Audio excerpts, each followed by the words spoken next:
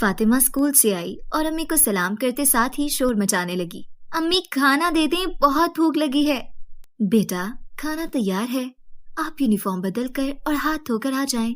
امی بعد میں کر لوں گی، ابھی تو بہت بھوک لگی ہے نا۔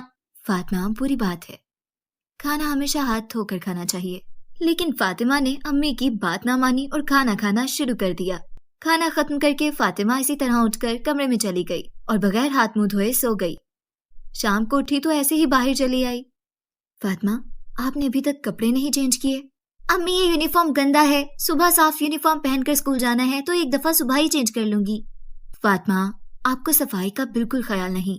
فاطمہ ویسے تو ایک اچھی بچی ہے، لیکن اکثر اسکول سے آنے کے بعد یونیفارم چینج نہیں کرتی اور کھانا کھانے سے پہلے بھی ہاتھ نہیں دھوتی اور نہ کھانا کھانے کے بعد دھوتی ہے۔ اس کی امی اسے بار بار یہ سمجھاتی کہ کھانا کھانے سے پہلے اور بعد میں ہاتھ دھونا بہت ضروری ہے، لیکن وہ توجہ نہیں دیتی۔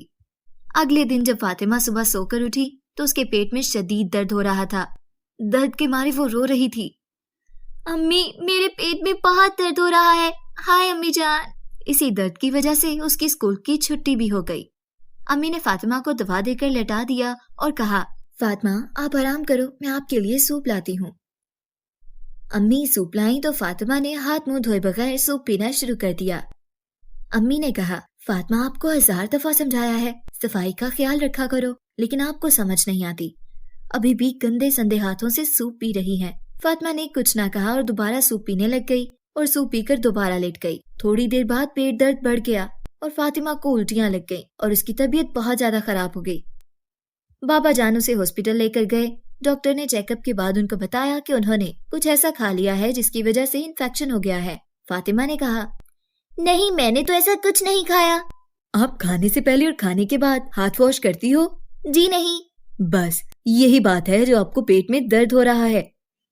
اگر آپ نے یہ عادت نہ بدلی تو آپ کو اور انفیکشن ہو جائے گا اور پھر آپ کو ہاسپٹل میں ہی رہنا پڑے گا۔ فاطمہ کو احساس ہو رہا تھا کہ صفائی کا خیال رکھنا کتنا ضروری ہے، یہ ہمیں کتنی بیماریوں سے بچاتی ہے۔ اس نے اب ڈاکٹر اور امی جان سے وعدہ کیا کہ اب وہ ہر کھانے سے پہلے اور بعد میں ضرور ہاتھ دھویا کرے گی اور اپنی صفائی کا بہت خیال رکھے گی۔